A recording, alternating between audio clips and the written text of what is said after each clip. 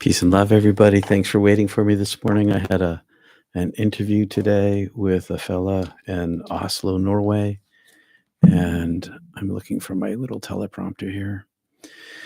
And so he could only meet at this particular time early in the morning. So I'm gonna set this up right in front of you so you can see what I'm doing. So here's my iPod. I'll put that right in there, and this is my teleprompter. It's got a little level on it to make sure everything's on the level. I'm gonna put it right in front here so that I can see what I'm doing. And there we go.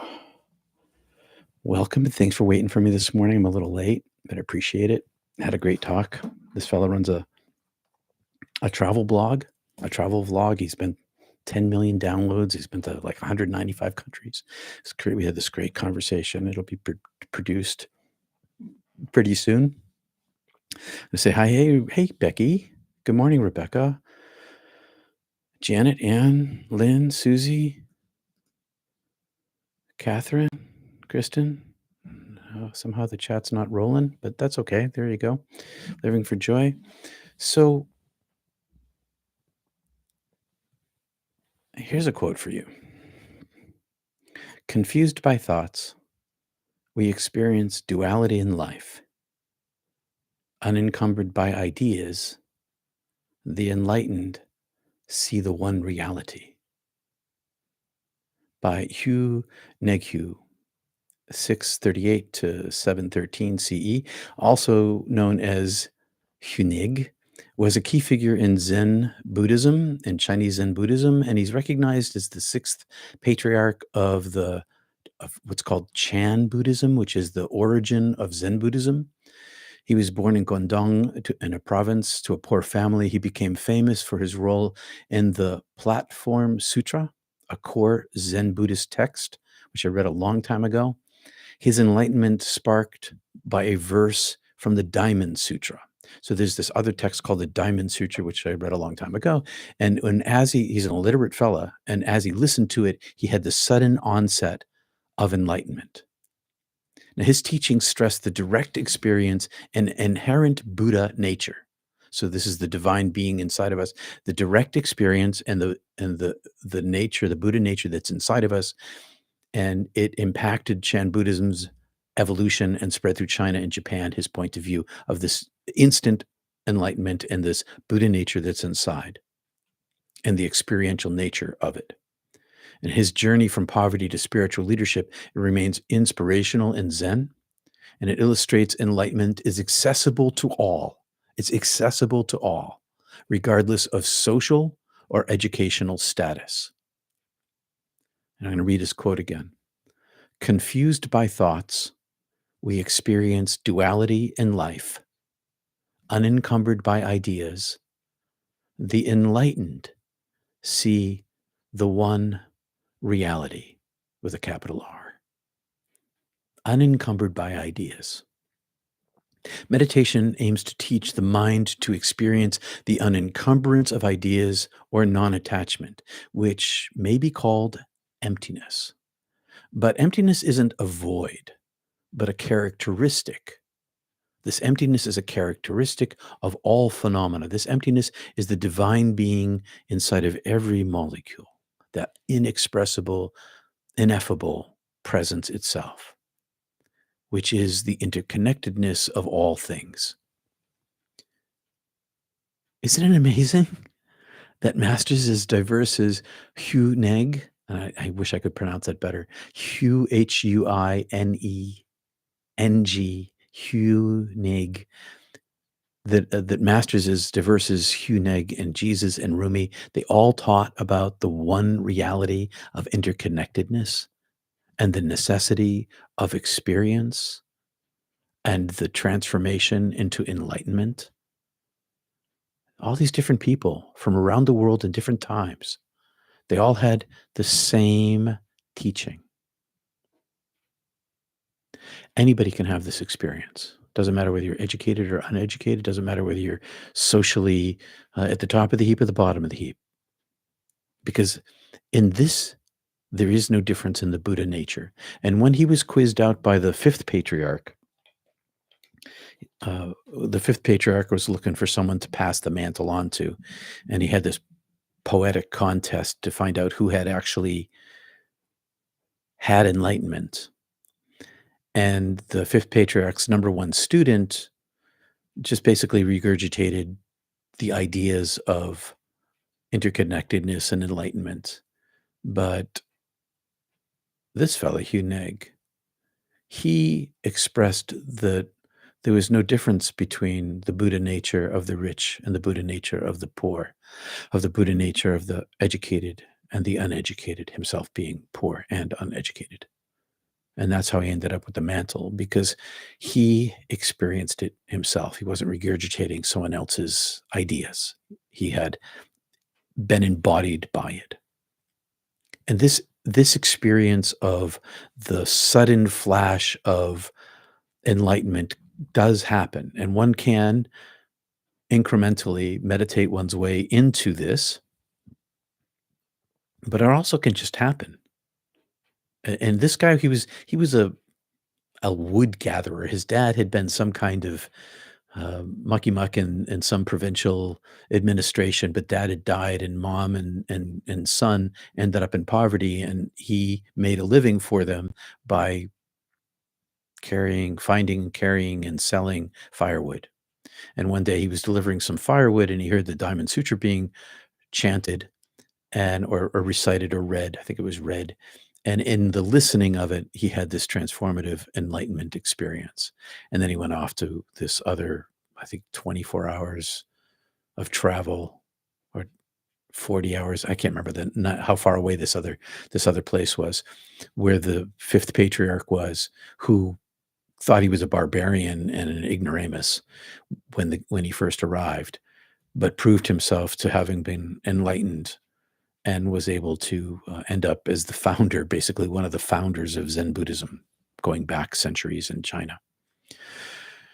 It can happen to anybody, and one can meditate one's way into it. One can develop such silence inside oneself in moments of silence that it creates this space for one to understand the interconnectedness of the divine interiorly and the divine exteriorly.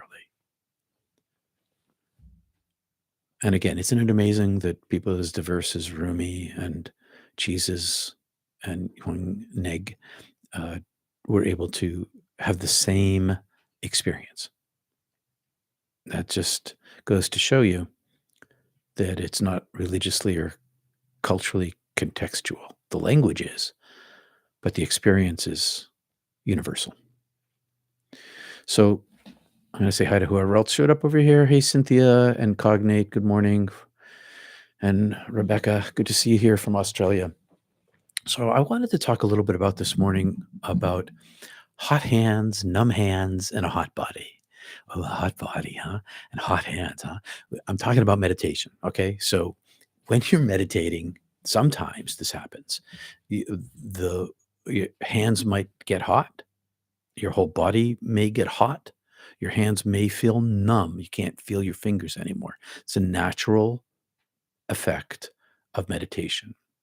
And if your hands do get hot or they do feel numb, let them.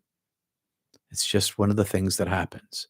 If your body starts to get hot, which mine often does, and my hands often do, either numb or hot, just allow it to happen. It's part of the process of meditation. It's part of how your body responds to this. The hot of your hands can be a combination of the blood coming to your hands, but mostly, from my point of view, it's the energy itself. It's the energy of the prana, of the chi, that makes a tingle and a warmth. So if you're feeling hot hands and numb hands or a hot body, good. Don't grab it. Don't hold on to it. Just let it be. All right. So we've been doing a little bit more of centering relaxation on Mondays and Wednesdays, and saving our Kriya practice for Tuesdays. You're welcome to come on Tuesdays. We don't record the show. We may. It's not really a show. It's a private gathering on Zoom. We're talking about recording it so that it might be available for other people, but it would be delivered privately, not publicly. So if that happens, you'd have to be signed up on the subscription email list for it.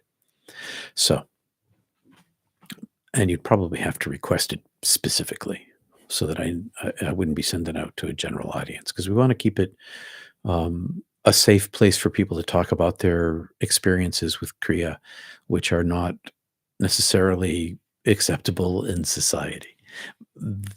But here on Mondays and Wednesdays, we practice a little more of the relaxation, quietude, breath. And so I'm going to lead you through today with relaxation practice. We're going to start with our feet, move up through our body, relaxing all our muscles, and we're going to drop into our breath. And if you're a beginner here and you're just joining us, and you have a meditation practice, you can practice your regular meditation practice, or if you want to, you can use your breath and your mind and add to your mind a prayer or a chant. It could be the number 3 or 23 or the color blue or purple. The word focuses the mind, and when attached to the breath, it provides a double-pronged stability for being able to focus the mind in a single spot with the breath and the prayer or the chant. And breathe that down into your belly, fill up your belly, and then breathe it back up your spine. You can go just out your nose with your mind, fill it out your nose, or you can bring your mind to right here, right there, badunk, and from here down to your navel chakra or down to your root chakra. It's up to you. When your mind wanders, come back to your breath, come back to your chant. Always don't try to fight the wandering. You'll never succeed. The mind is too powerful.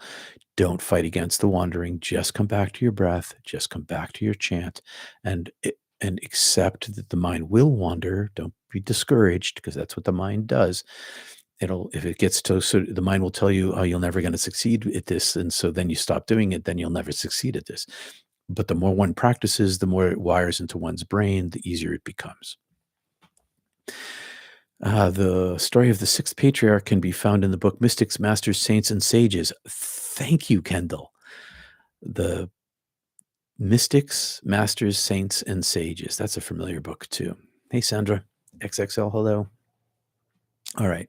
So my feet are flat on the floor. I'm going to run you through a basic relaxation, and then you're going to breathe on your own. Hey, Siri, set an alarm for 8:30. So I'll have a little less than 20-minute meditation today because I was late. And thanks for waiting for me.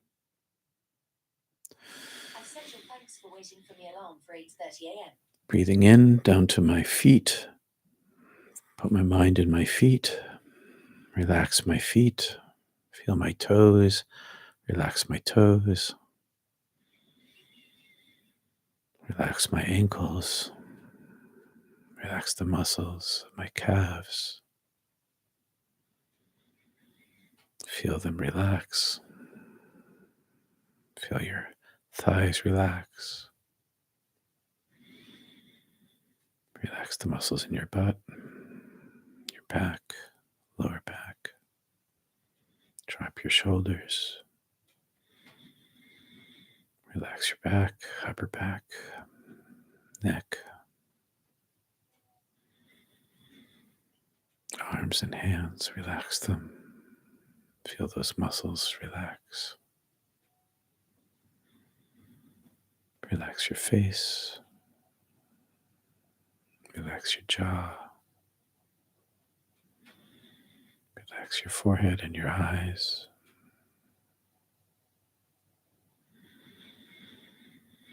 Breathing into your belly. Exhaling out your nose.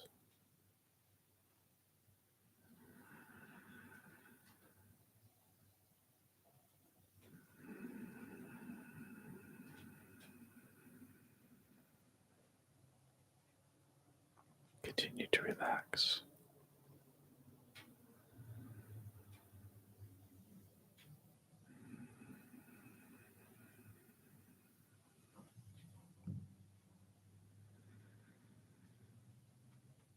Pause when your belly is full of air.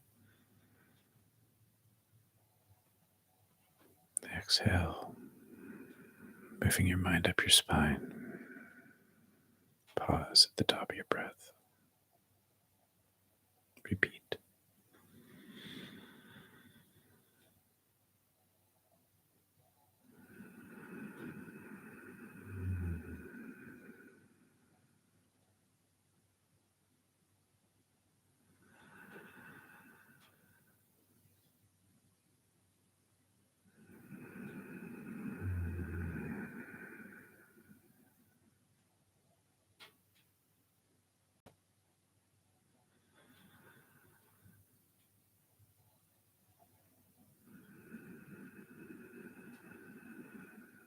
facts.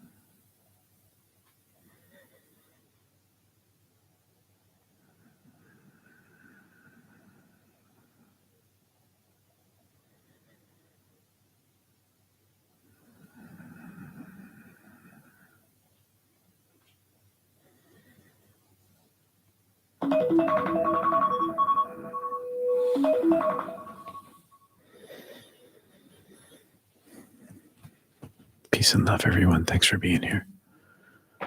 See you soon. Thanks for your support.